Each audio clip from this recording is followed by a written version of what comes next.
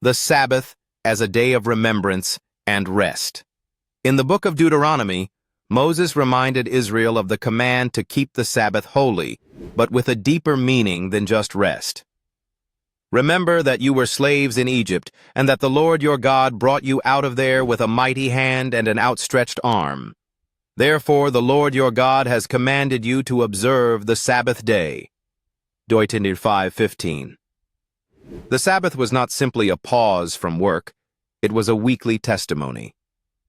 Every seventh day, Israel was to stop their labor and remember, we were once slaves, but God set us free. It was a rhythm of worship woven into time itself, a gift of rest for bodies weary from toil, and a reminder for hearts tempted to forget who their true deliverer was. Unlike the nations around them, who worked endlessly under harsh masters, Israel's rest declared that their God was different. He cared for them, provided for them, and called them to trust him completely. The Sabbath was also a great equalizer. Servants, strangers, and even animals were granted rest. It was a picture of God's justice, mercy, and compassion flowing through his people.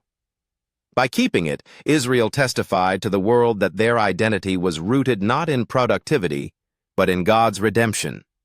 And today, the principle still holds. Sabbath rest calls us to slow down, remember God's deliverance, and trust his provision. It reminds us that freedom and peace are found not in our striving, but in him. Follow for more faith-building lessons that keep you grounded in God's word.